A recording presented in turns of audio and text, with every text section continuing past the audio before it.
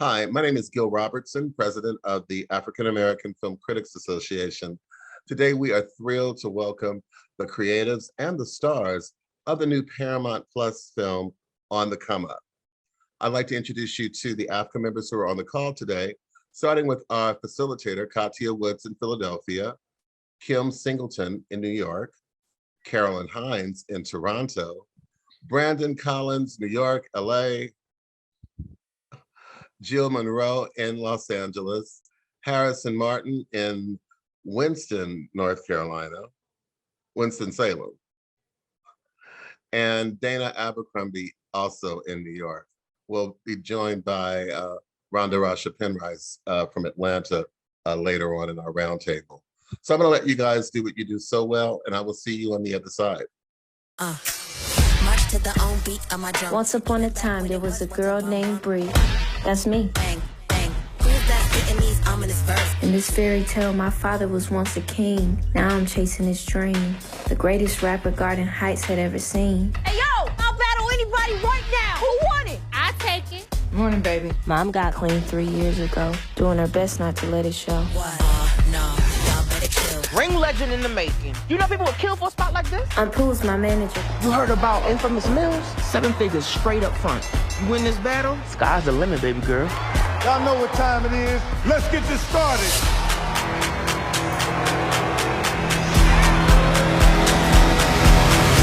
Can't believe I froze. Maybe if I lay here long enough, I'll decompose. Then I could come back different like a concrete rose.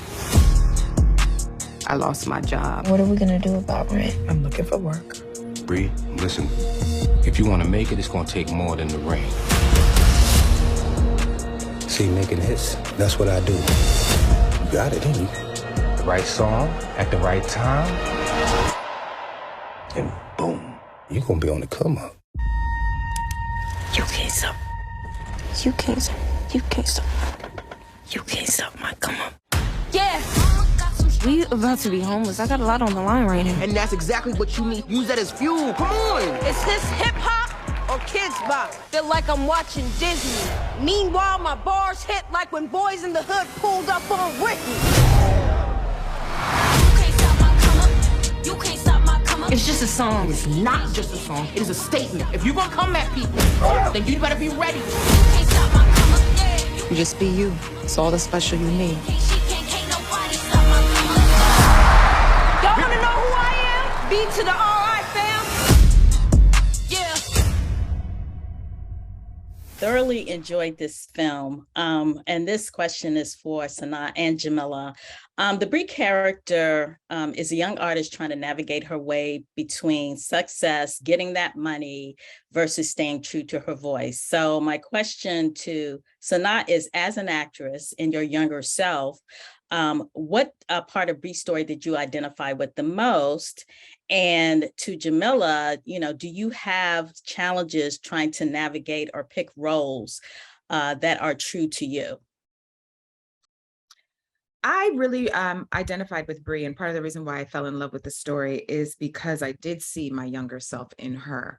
Yes, I grew up in the business, but I had Black parents in Hollywood during that time was not easy. And I was often left with family members. It wasn't necessarily, the easiest childhood. There was a lot of trauma. I was around a lot of addiction. And when I was around 14 or 15 in New York City, I joined a theater group for teens. And it was the first time that I was able to kind of channel all of that angst and that pain into something and to kind of see, oh, this is something that I can use to make myself feel better.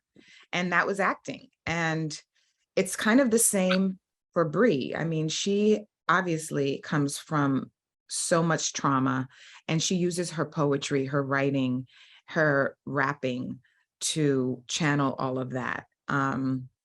So that was like the first, that was the first thing about the story that made me fall in love. I was like, I see myself in that little girl. Yeah, I would say that definitely as an actor, similar to Bree's story, there are a lot of avenues you could go down where you would do something questionable to your own integrity. And I think as an actor, with things being so in the air all the time, it's common for people to, and me, to sometimes want to jump at the first opportunity that is offered to you, even if you don't agree with everything that the story is saying. So I've definitely been through what Bree has gone through, and it is hard to just stay down to who you really are, but that's what it's all about. So yeah, and also, people always kind of bring up, how did you pick this role? mm-hmm. And I have to say, just as Black actresses, when I was coming up, the roles that you saw me do, it wasn't about picking them, it was the ones I got.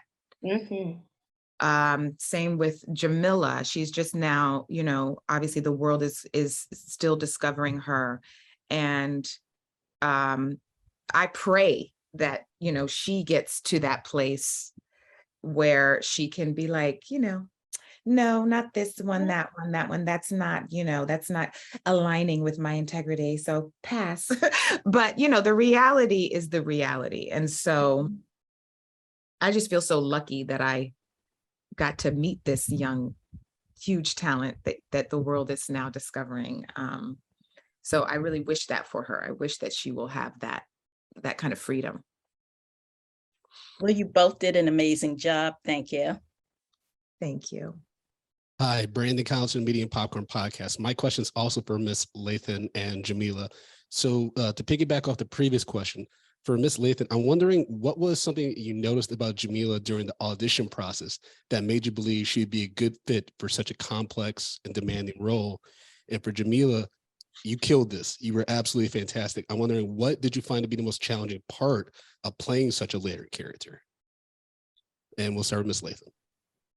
So, I came onto this job and there had been other people attached at different times. And so the studio had an actress that they actually really liked, who was really good.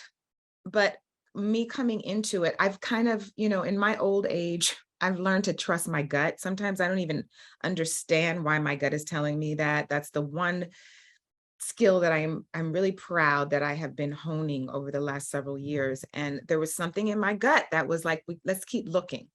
And they were like, we don't have a budget. We'll send you the rest of the tape. We'll send you all the tapes. So I had like 200 tapes. It was kind of even more so in the pandemic. So everything was virtual. I'm sitting in my kitchen and you're going through just, tape after tape after tape. And when you're seeing so many people back to back, it is so clear when somebody is right or in the right direction, because there's so many factors that are involved in casting. And when I came upon her tape, she just made me stop. And I rewound it. And I was like, let me see this again. Why is she making me stop? What is it? There's a quality, there was a vulnerability, there was an ease with the dialogue. We gave was it 16 bars? Mm-hmm. So 16 bars at the end of the 2 scenes. Was it 2 or 3 scenes? It was 3 scenes. 3 scenes and then 16 bars. So they could do whatever they wanted at the end. And her rhyme was actually really cool. It wasn't anything like Bree. It was kind of melodic and like swingy. And I was like, oh, she has swag and she has rhythm. And I knew right there I wanted to call her back. And because I think they had somebody that they had in mind, Jamila had to really fight. I had to bring her back and we screen tested her and we worked together. And, in the end, it was just clear. Once we screen tested you, I was like, thank you. The gut was right. The gut was right. The gut is always right. So I would say the hardest part about getting into character or playing the role of Bree was taking on her circumstances, because I think as an actor, you always want to show up and bring yourself to the role. But me and Brie are a lot different. And I had to understand that the way she was raised would cause her to react differently in certain situations and to act differently than I would. So I really just wanted to convey her correctly, because there are a lot of people that I know who have gone through similar circumstances as her. So I think that was the most challenging part for me, was taking on her circumstances. Thank you both for your answers. Great job. Hi, Carolyn for Here's What Happened and Carolyn's House podcast. First of all, thank you so much for taking the time to speak with us. I enjoyed this film, and something that occurred to me with it is that it's kind of like a Cinderella story, but it's an unconventional one. So I want both you, Jamila and Sanaa, to talk about how your characters kind of fit into specific archetypes of the Cinderella story. With Brie, she is Cinderella. She's coming from, like the rough and tumble background, and she has to like go through her trials and tribulations. So she has her moment at the ball, and she gets, her shoe placed on her, but her shoe is not a physical shoe. It's like her finding her rhythm, and she's finding that's her purpose. Her purpose is to be a rapper. And for you, Sanaa, like for her mom is kind of like the fairy godmother, where she's like she's the mother, she's a support. But for you as a director, you're in this film, but you are as a guide for Brie as well. So I want you to talk a bit about playing the role of director, but then also fitting into that kind of like a background character within the film. Like you are not the central character, which I think is interesting especially for a feature film directorial debut, where you're like, I'm not going to be the main center of this film. I'm going to be just the support on screen and the support behind screen. So Jamila, we can start with you.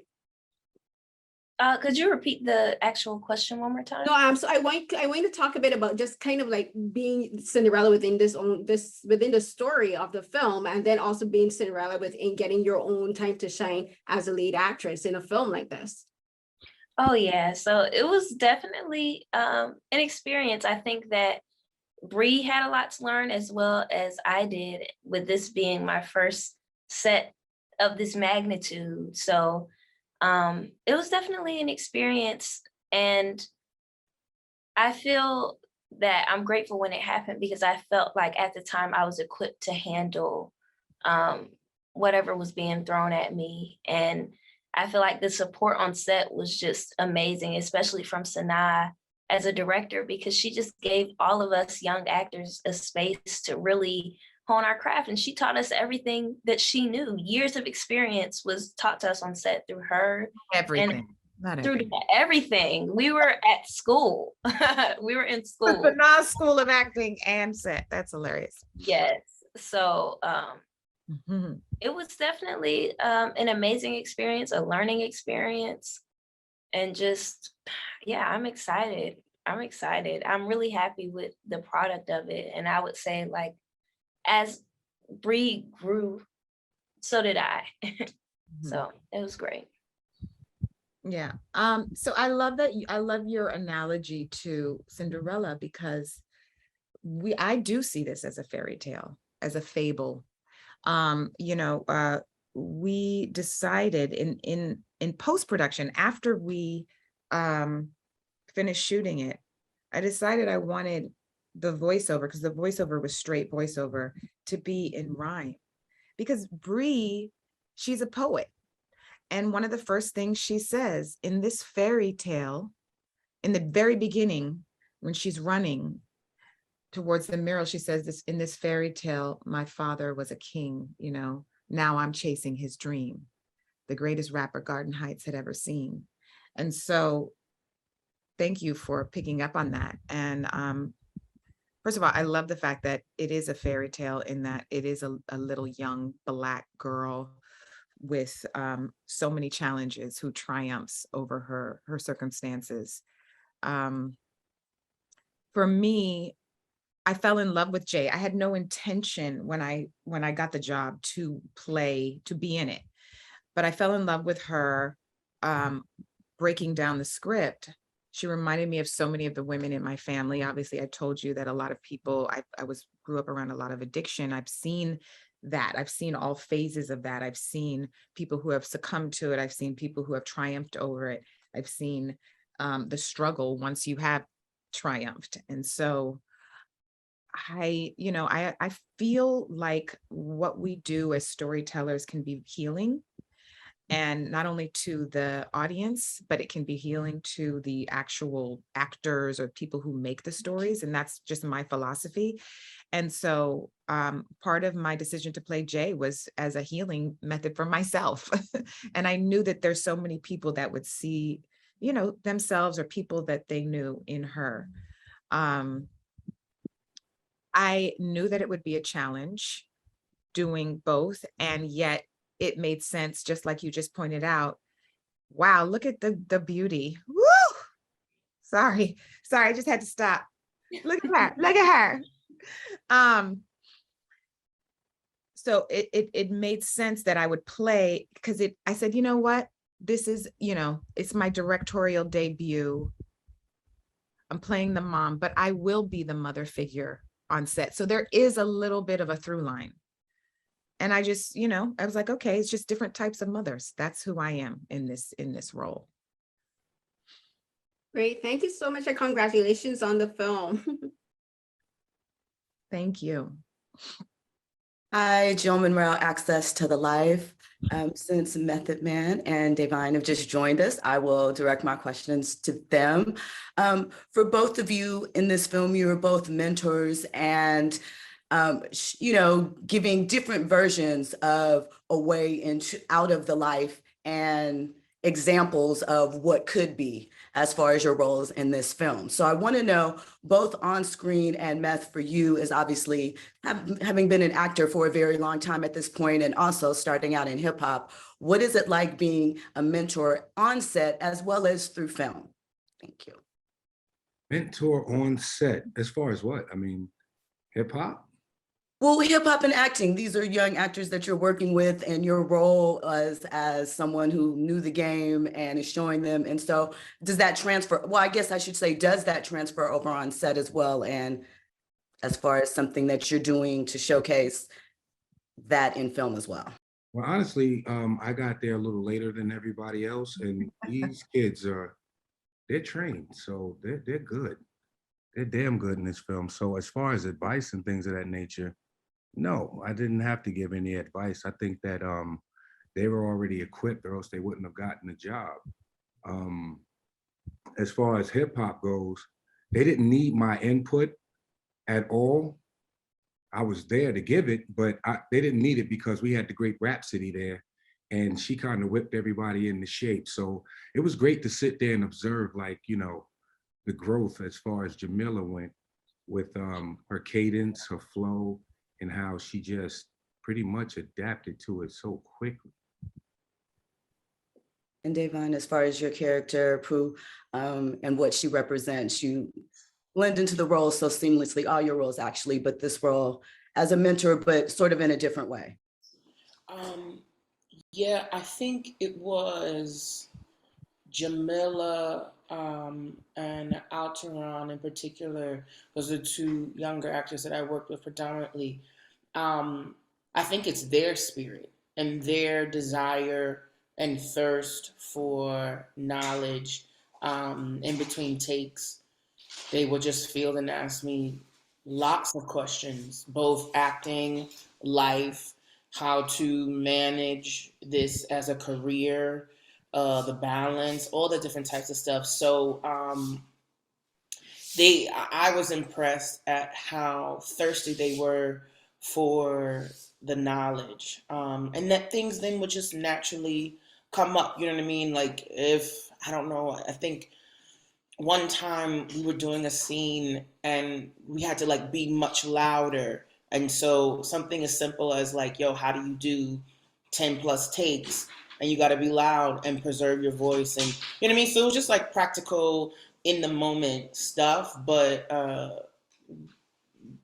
piggybacking off of what Method Man was saying, you know, they came prepared. And on top of that, I don't know what all y'all have said thus far, but I think it's very important to note that on top of that, Sanaa set up an environment in which it was, we went to the same grad school. It was like she created a grad school or school-like setting that was nurturing, but also they were very prepared. By the time I came, everybody was synced in and locked in. But that's very rare and something very unique that I hope people know about, that she took that time well in advance to prep every single one of these actors. So when it came time, they already had such a strong base.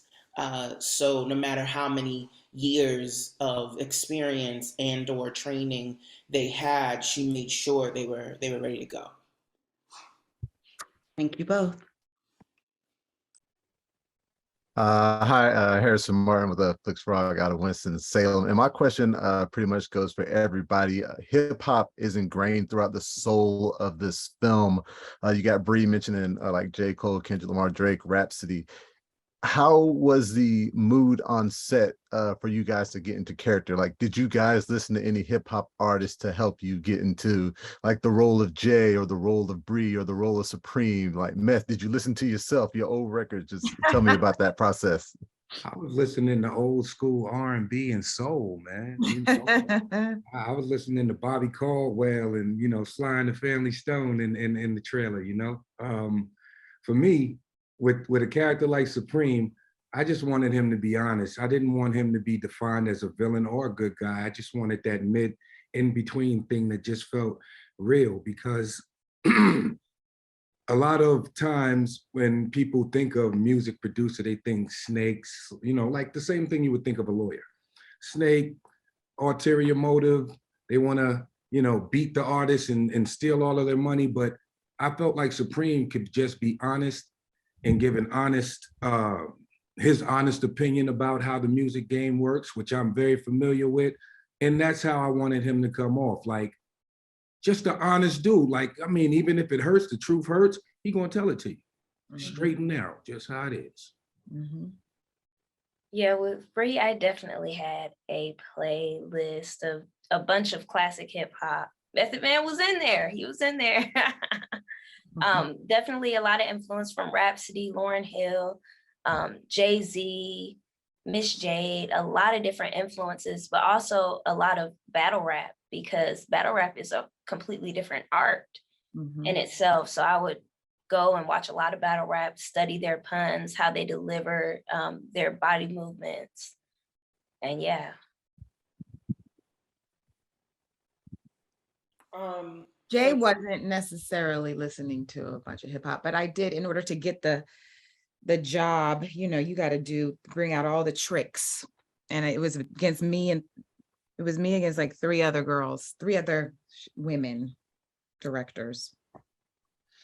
And I have to say, my many years of being an actress and auditioning and getting callbacks and understanding that side of the game, which is completely different from being on set. That's a whole nother thing. That actually helped me in my pitching process. So I was like, okay, I'm going to throw a sizzle reel at you. I'm going to do a deck. I'm going to do a playlist. So I had my brother, who's a great DJ, help me put together a great playlist of some amazing MCs, young and old. Obviously, you know, Lil' Kim, Lauren, Nikki, some Tierra Whack, some of the new there's so many. The great thing is, when I was coming up, there was only space for like one or two in terms of female MCs. And now I'm finally seeing, you know, I don't know all of their names, and there's so many that are coming up that are so talented. So this is really, in my opinion, the perfect time to tell Bree's story, because this is kind of a renaissance for women in hip hop. I didn't have much time.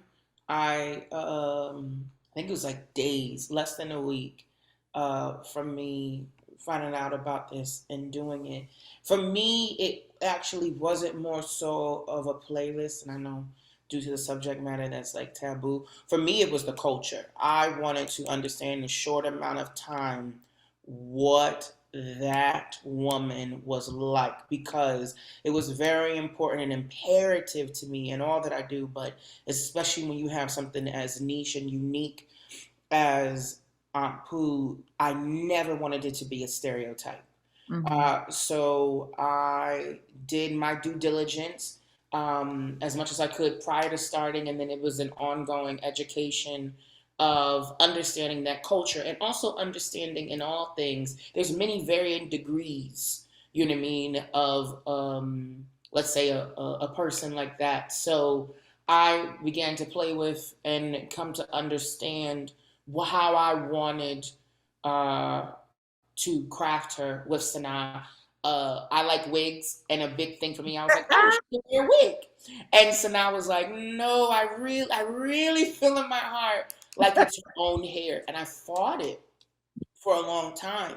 But interestingly enough, it ended up being one of the very things that helped me lock in a very natural sense, which is interesting because due to work, I'm usually wigged, so I rarely wear my hair out. So to have that kind of experience and be reconnected with my hair, interestingly enough, was a huge part of it. And then something that we had kind of came to understand was that in an interesting and unorthodox way, Sanaa and I's character kind of like her parents.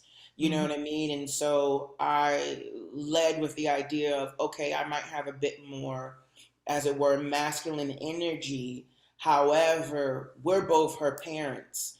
And so what I loved and why I signed up for this is that no matter who this woman is and what she does, and how she does it, she's a provider and she's a protector and she's leading in love. So that to me was something that I really enjoyed, because I think otherwise, you just would have saw one dimension of something else.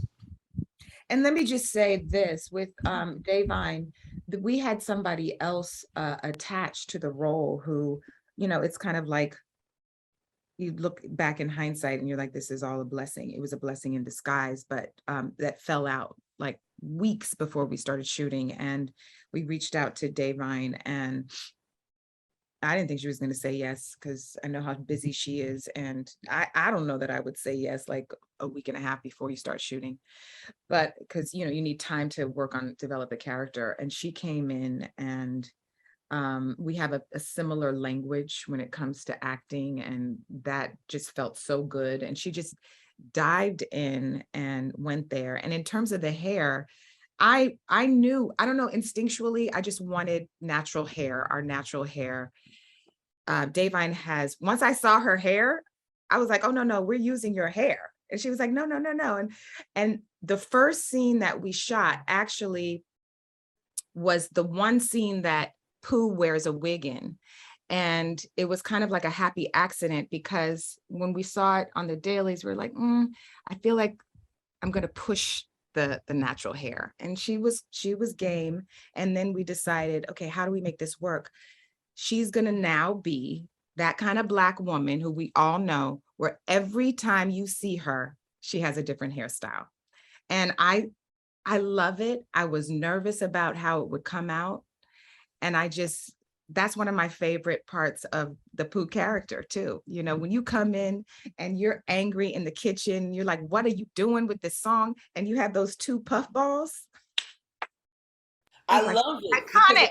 I love it. Yeah, it's fun. And as well as the wig, I've seen it like 2 times now. And it does something in an interesting way. Immediately people have a reaction. And what I love is that it knocks people off guard, because now we're about to hammer you with something serious. You know what I mean? And it's similarly, like you said, the Afro puffs, and then boom, it's about to be serious. So the universe, whatever, it was seamless, and it worked to our advantage. But I'm telling you right now, this was not an all-Black production in Atlanta with Sanaa. My hair would not be out. And I would never ask her to do that if I didn't have. I had hairdressers who I knew. Right. And unfortunately, this is something that we're still talking about in 2022, but I don't wear my hair. I mean, you have to have hairdressers who know how to work with our hair. And I knew that he would take care of her hair, as well as mine and Jamila's and Meth's. Damn right. I was about to say, me too. Me too. And I just want to give a little kudos to Meth too. First of all, I was so excited for him to play this role, because I'm really a fan of his as a thespian now. But I was worried because there is there is a stereotype. I mean, he's a superstar. I forgot he was a superstar until my camera crew in between takes was bringing records up to him to autograph. And I was like, what are you doing? You know what I mean? Because he shows up, he's so professional. He really takes the craft seriously. And he is just, you shattered the stereotype for me. And I just want to say thank you for being a part of this, because not only was it great for us to have him as a wonderful actor in this role, but it just also is like a stamp for me in my mind, because it's about hip hop and you want that stamp of approval. And the fact that I didn't have an opinion about anything just shows the work that they put in prior to before I got there. And it just flowed. Everything just flowed every day at work. There were some difficult days that I didn't necessarily see, but when I was there, everything just flowed right, and it just felt right, especially the ring battle. Felt so right. And I had no idea Mommy had just learned that. Go ahead, Jamila. Bad. For real. She killed that. Killed that. And I think too, that's a moment of when you are fortunate and you look forward to an actor turned director, because the actor knows what it is you need and set the tone. You know, actors have that little timer in their bodies where we like, all right, now we gonna shoot it. You know what I mean? And so whenever I would be like, naturally, she was like, okay, come on, what else do we need to get? Come on. Do you know what I mean? Or like, we on the 7th take, I think we got, do you know what I mean? So all that kind of stuff, that's when you really benefit from having someone who does what you do, and at the level in which she does what she does, to now come into this space, it's a game changer. What she said twice. For real. Love you, Sanaa. I love you guys. Love you guys too. Thank you very much for that detailed answer, and congratulations on your film. Thank you. Dana Abercrombie, The Coalition. My question is about the musicality of the movie. It's so important. What I wanted to know, Jamila and Miss Sanaa Lathan, is for you, Jamila, I love how you transform into a different person when we see you as Bree rapping, and then when we see you rapping what you think Supreme wants. It's two different people. And for Miss Sanaa, what was it like get the look and the feel of the battle scenes? Because I feel like I'm right there with all of the characters. So kind of getting that environment. Well, I would say in the scene where I'm rapping with Supreme, it is still a part of Bree, but it is the part of Bree that so desperately wants to be. She desperately wants success, and she's doing whatever she can to get there. And there is a lot of built up anger in there from her being slammed on the ground and everything that was going on at school. But she just expresses it in the wrong way, if that makes sense. So she does go against things that she believes in. And it's really a moment of desperation for Bree, I would say. But it does add, it's hard because it is a moment where she is still being vulnerable. But it's something that was just going about the wrong way out of desperation. So what was the second part, or what was the question to me? And for you, I was wondering what was it like? Because you created a movie that looks and feels and breathes music. So especially those battle scenes, can you talk about developing that environment and the look of it? Yes. So I was very familiar with battle rap, but did a deep dive when we were working on in pre-production, and a lot of them happen in like basements that look like you might get, murdered or something. Like paint chipping on the wall, one light bulb coming down, and it's just all about the words and the crowd, and it looks like it smells in there, and it looks like it's, and my mantra for this, for Jay, for the characters, for the movie, for the look, for the color, everything was authenticity. And, you know, when I talked to the production designer, it's funny because he presented many different, you know, there was one ring that had like neon lights and it was like real modern and futuristic. And with my DP, we studied Raging Bull, and one of Raging Bull, which was, it's an iconic boxing movie with Robert De Niro. And it's beautiful. It's a masterpiece. And every one of those battles, every one of those matches, he shot differently. And so I kind of used that a little bit as a model for the battles in the ring. I wanted it to be real rugged. We built that ring in the middle of an abandoned warehouse, which is now gone. It was demolished when we finished. And I just wanted to have that feeling. And we rehearsed all of the battles. We rehearsed it, especially that last battle. I wanted it to have a real feeling of, you know, that triumph feeling that you have, like the end of Rocky. And so I rehearsed with Rhapsody and Jamila, and we actually did some choreography so that then Eric could watch it. Eric is my DP, and, you know, bring in the handheld so that it feels like you're really there. And so definitely the rawness was very intentional. And I think the theater background, I wasn't trying to wing it when we were in there because we didn't have that much time. So we definitely did a lot of rehearsal, and thank God it worked. Thank God. Exceptional. I also want to bring up, just one of the things that I want to bring up is another theme in this, which really moves me. And it's part of the reason why I played Jay, is this idea that, you know, Black women are the center of, unfortunately, have been the center of the Black family, and that it takes a community of Black women to raise a child. And we see that, and that Bree, even as a young Black woman, is raising herself up. Jay, her arc is really about making amends to her daughter and asking for forgiveness and forgiving herself. I talked to a Black woman who had been 30 years sober from heroin addiction, and she was so generous with her story. She told me everything.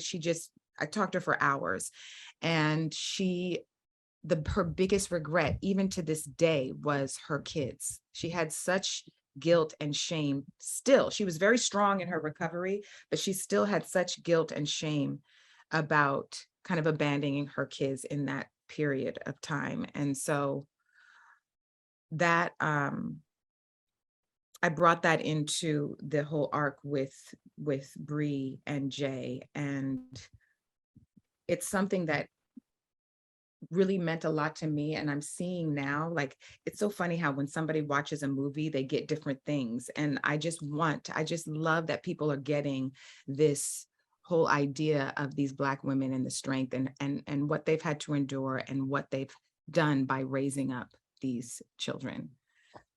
Hi, Katya Woods, Couple Social in the Philadelphia Tribune.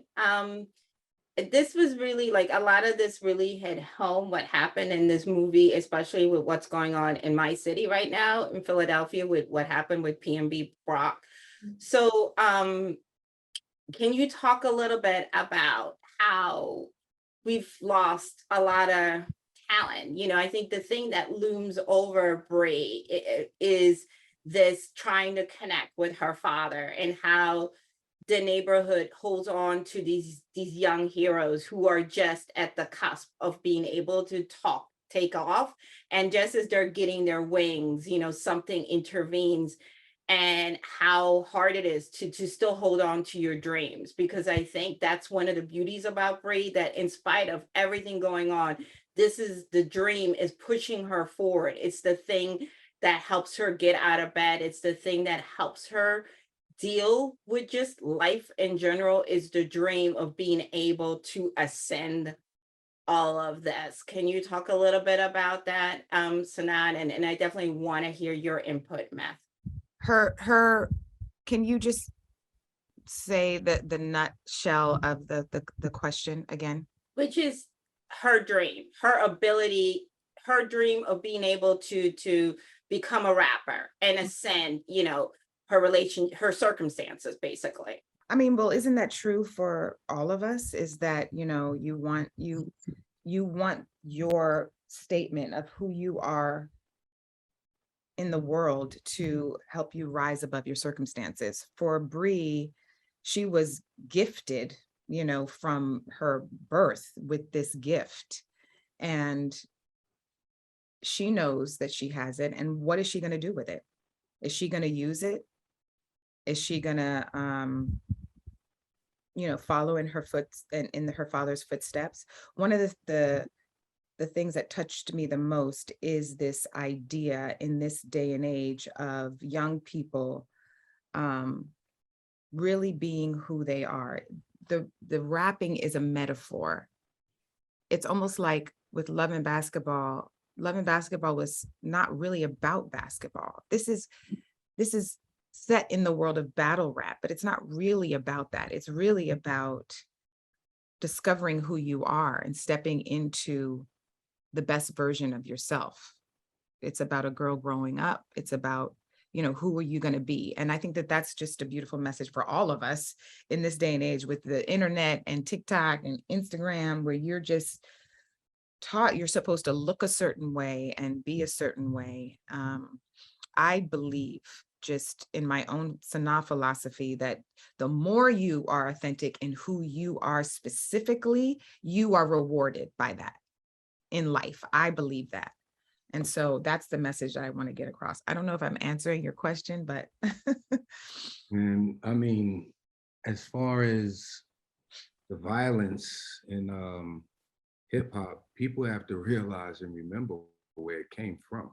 And there are certain circumstances or certain places that people put themselves in, and bad things happen. And I'm not going to say it can happen to anybody, but the odds are way more against you if you are in an area where there's high crime. And a lot of the times that these things happen, they happen in high crime areas, or there's a personal beef between two individuals. But what happens is the whole hip hop community gets blamed for it. Now, see, that's one of my only problems with Supreme is Supreme plays on Bree's bass instincts. He kind of wants the aggressive part of it. He liked, I mean, what really sparked it for him was when she couldn't get in the club, she got angry and decided to battle someone in the parking lot. Okay, I could use that right there. You know, that sells right there. That's the person I want in this booth. So when they have the booth interaction, he's playing on her bass instincts. You know, these guys ain't feeling it. What you gonna do about that? Are you gonna step up? What you got for me? I need that hard, this, that, and the third. And that's a dangerous game to play, because if you're not from that world, that music will set you in that world. And you will be face to face with the people who really do that. And that happens all the time. Yes, it does. And when that happens, honestly, if you're found lacking, it's going to spread quick. And then you're going to have underlings that are trying to be somebody, try and tilt your crown. It happens. I just wanted to say real quick, because I believe you said you're from the Philadelphia Tribune. So I'm from Philadelphia, born and raised. And in many instances, this is my life in which people in my community saw in me that I had a gift unbeknownst to myself. And so very early on, the community around me forged a path for me in which they said, and this is, we're talking early 90s. I was born in 86. So it's different, right? You don't have neighborhoods like we used to anymore, where you have accountability on the block, right? So no one on my block who knew my mother, my father, who knew me, was going to let me go there. Trust me. There was times where I thought that wasn't cool, and I would try. And I literally every day would get bused to Oberlin and over there, you know what I mean, to the suburbs.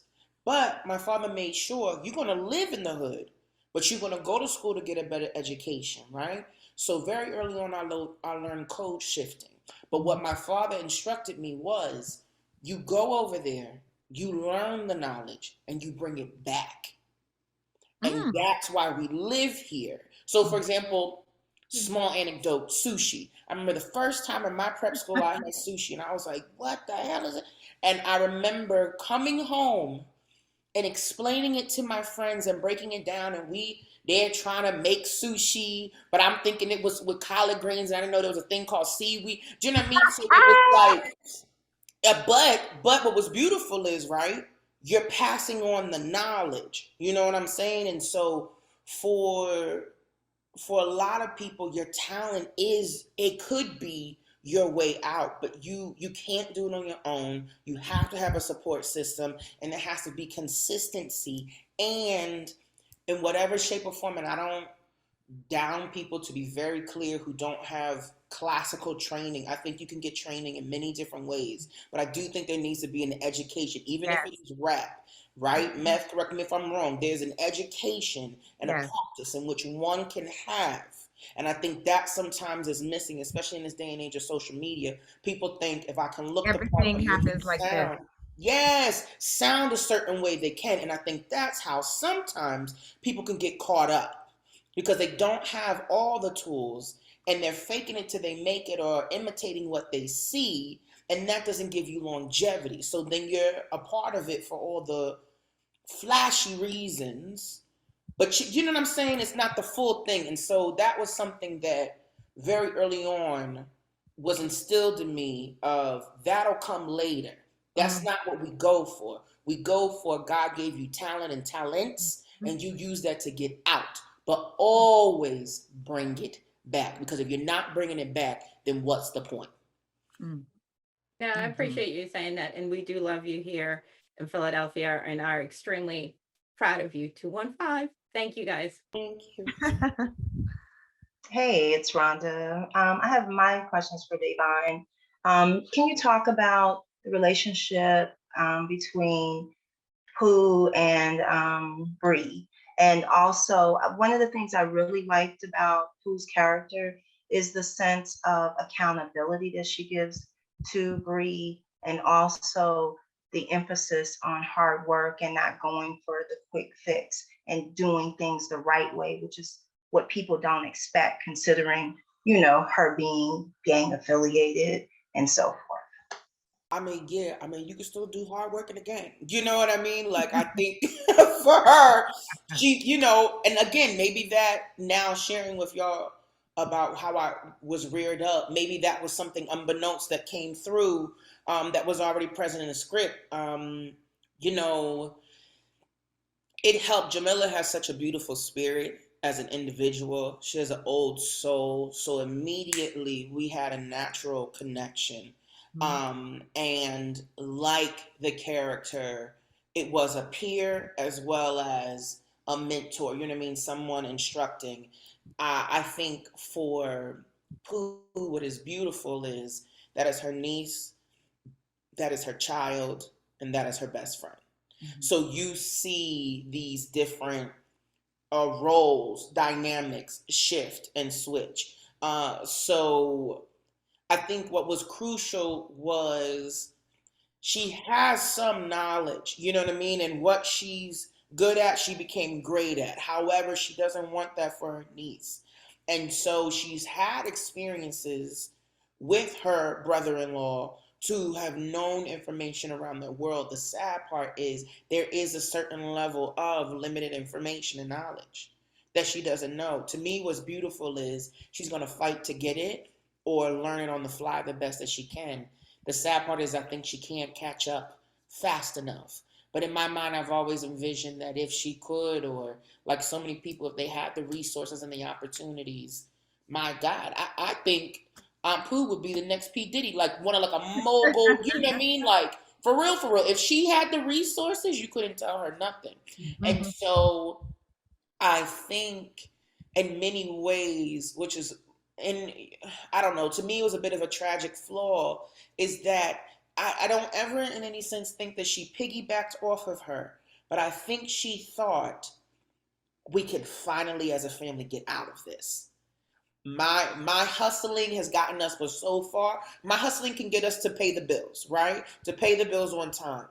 But this might actually get us out. And so I think it's heartbreaking to her when she gets caught up. But, in many ways, I feel like Aunt Pooh smothered her a bit. You know what I mean? Which I think in many ways inevitable for her to then, go left. But no, it's a beautiful relationship. And again, I love the contradiction or the juxtaposition to have such a unique person in the outward shell, but to be one of the most nurturing, women along with Sanaa. I love that because that's real and that's authentic, but not from what we're used to seeing. Mm-hmm.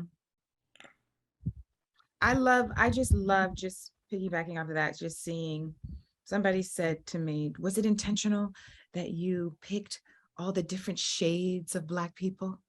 And and it wasn't, but I love seeing so many different physical shades of Black people in one story, but also,